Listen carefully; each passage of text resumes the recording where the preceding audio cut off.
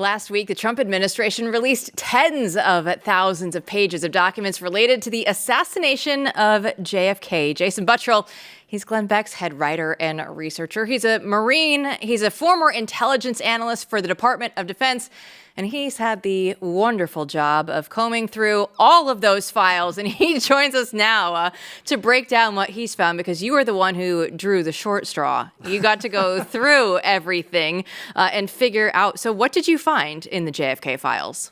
I think even the JFK researcher nerds out there that have been on this since 63, really, they would all pretty much admit that there wasn't a ton of new, like, smoking gun revelations from this. So if you were looking for the who in this, like who pulled the trigger, and anything not, pertaining to Oswald.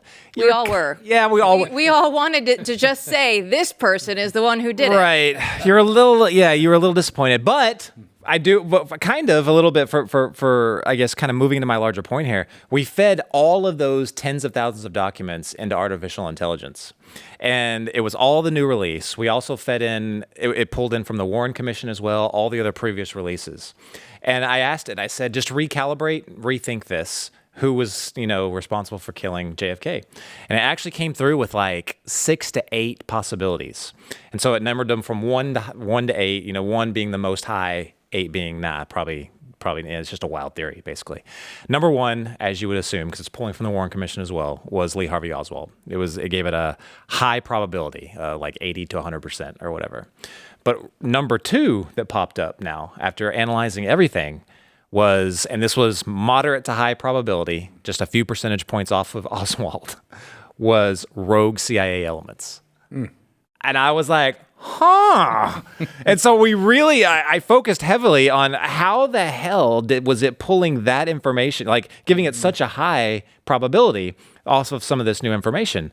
Because, even if I'm in the CIA and they've been blocking this information for decades, even if it's not true, I don't want this information getting out, and I'm going to try to block it, because there's something in those docs that are revealing some pretty shady activity that we were up to.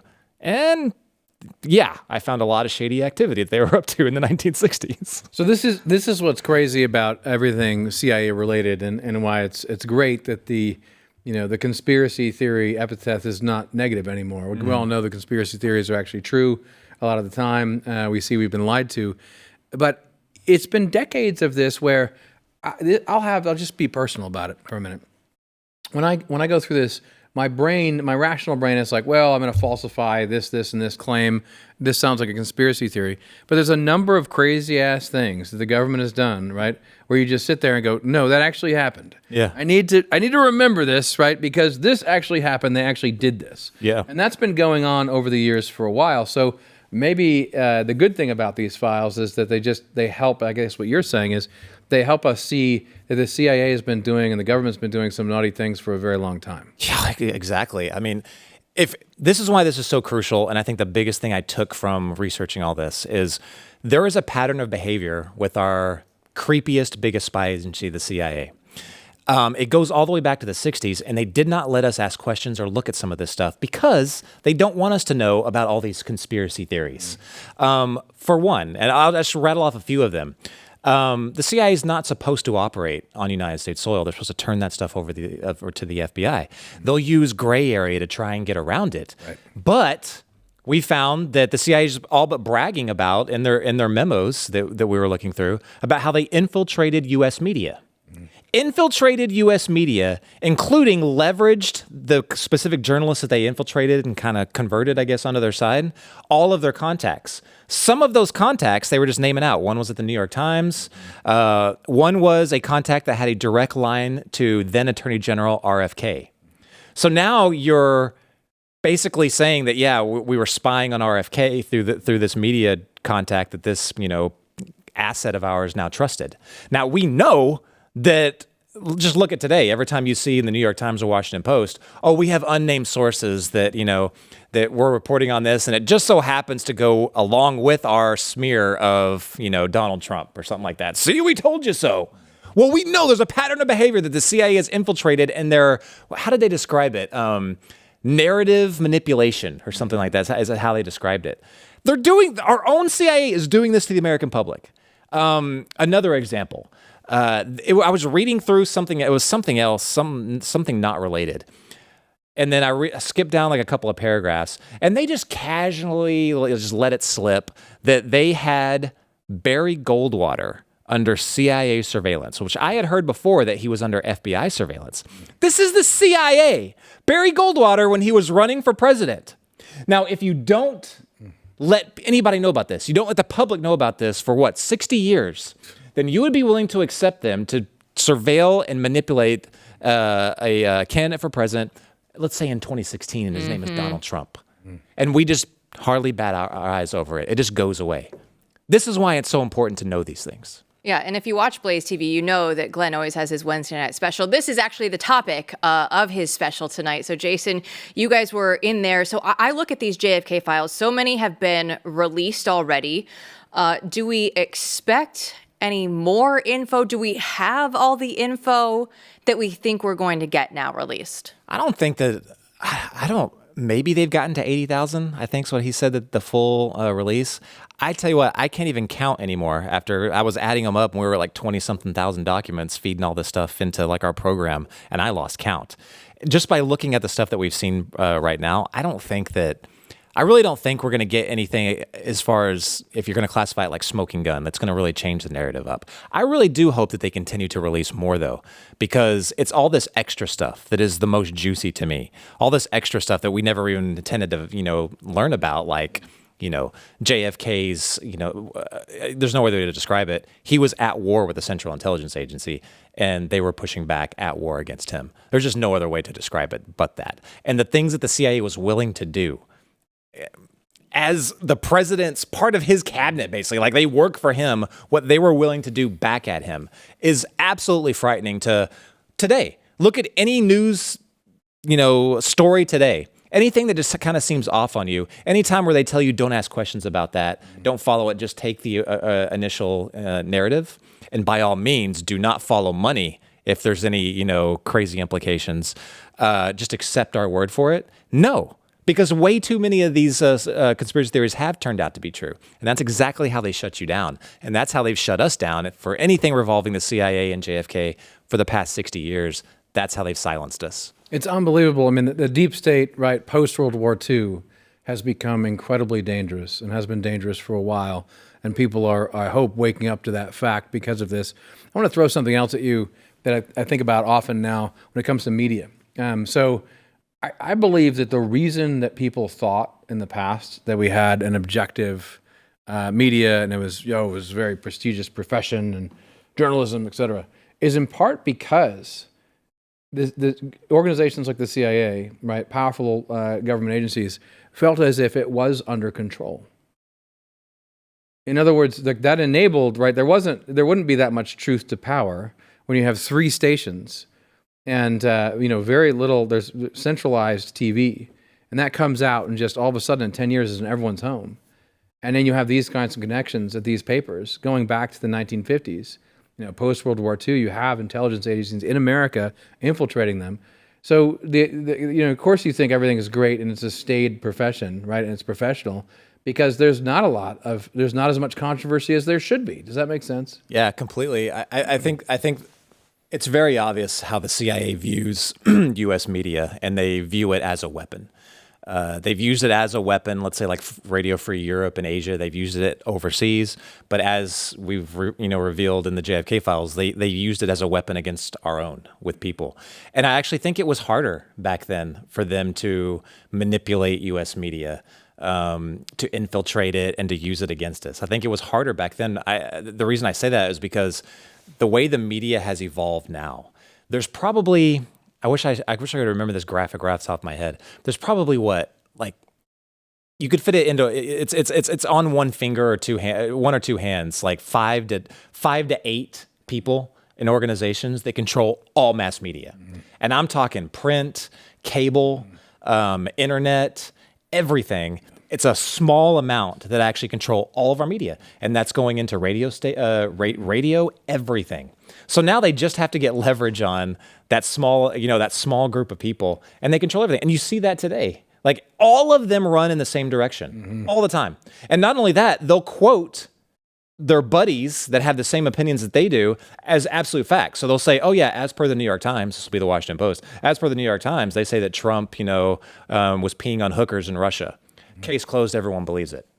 Okay. And everyone runs in that direction. It's so funny. I remember doing it was another TV special that we did, and we were trying to show all the narratives running on Ukraine. And I was like, where did they get this quote? Where'd it happen?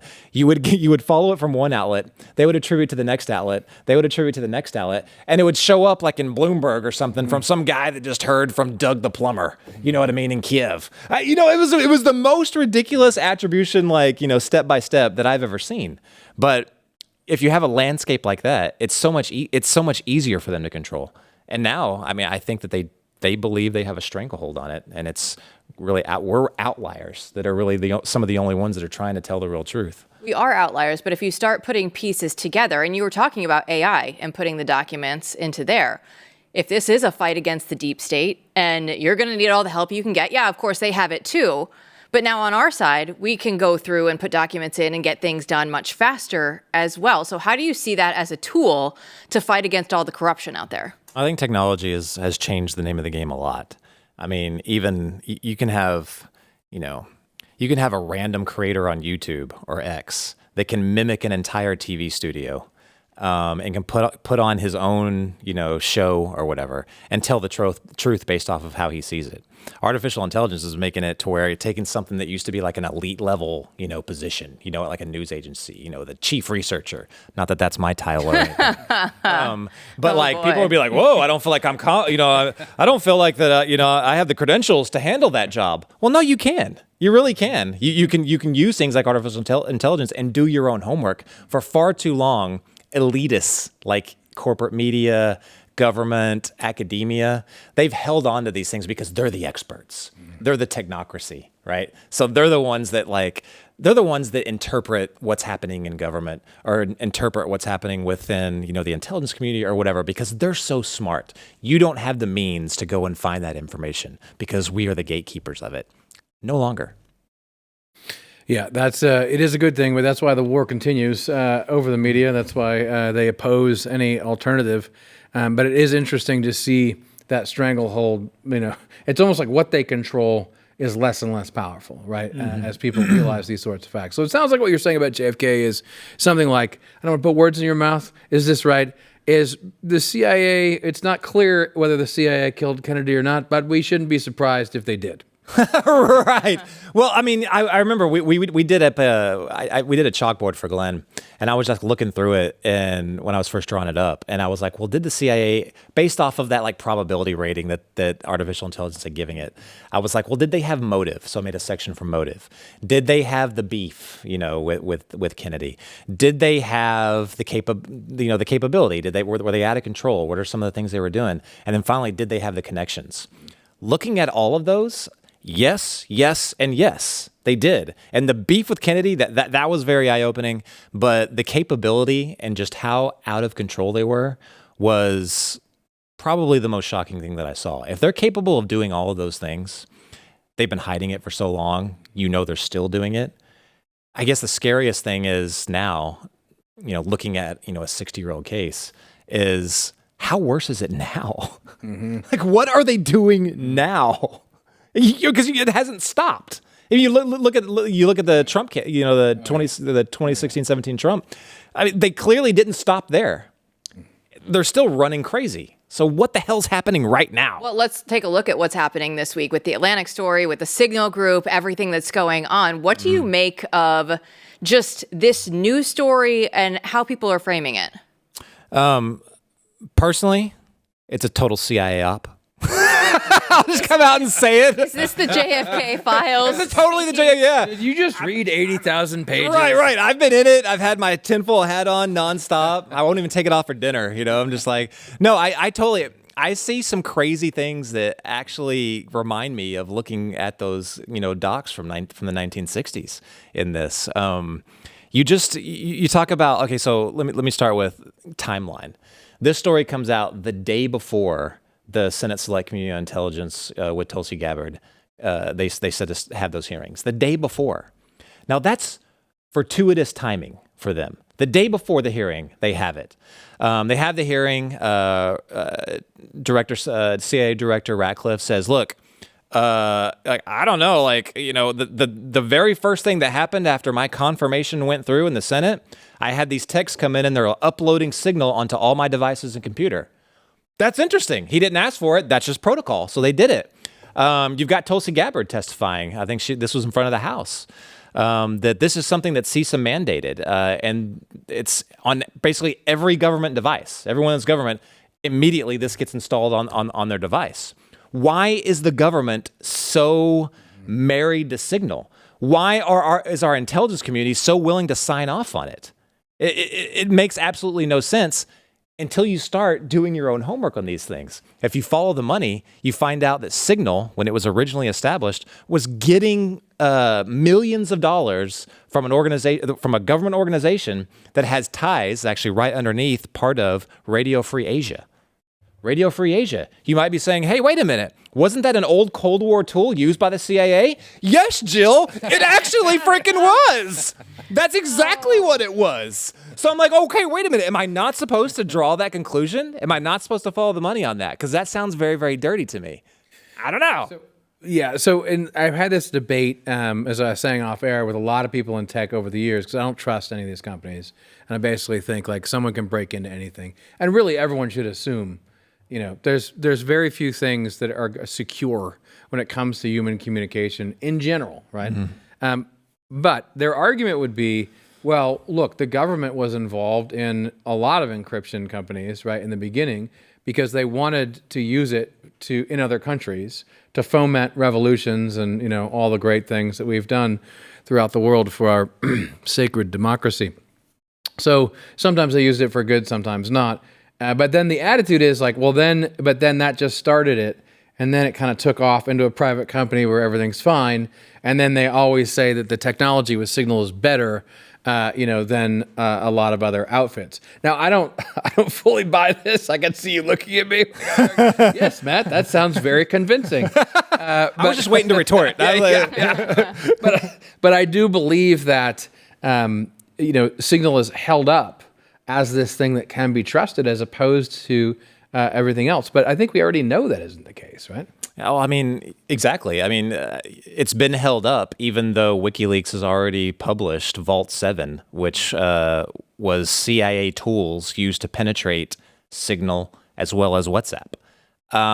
Okay, so this was before. Now, the Biden administration's mandate through CISA and the IC was to no, it's all fine. Mm-hmm. Put all of these on our government devices because they're completely secure. Well, that flies against the classified information that was released through WikiLeaks. Then we also hear about Tucker Carlson. He said specifically he did not tell anybody, including his wife, that he was trying to set up an interview with Vladimir Putin, but the NSA hacked his Signal and knew the exact Signal messages that he sent.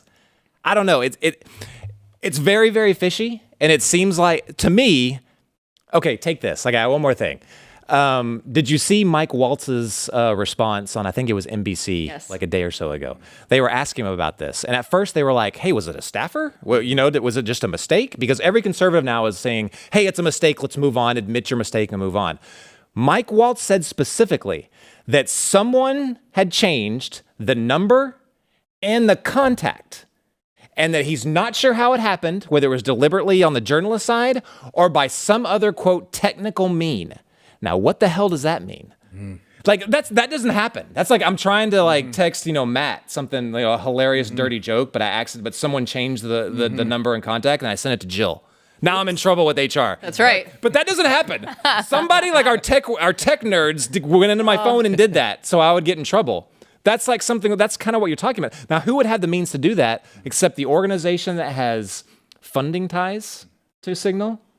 A history of regime change through organizations like Radio Free Europe and Asia? I don't know. Listen, what I'm learning here is everybody is going to need to get their tinfoil hats on along with Buttrill tonight, because Glenn's special on JFK Files it sounds incredible to me. I know I'll be watching it later. Jason? I've got spare tinfoil hats if anyone needs them. Many to go around.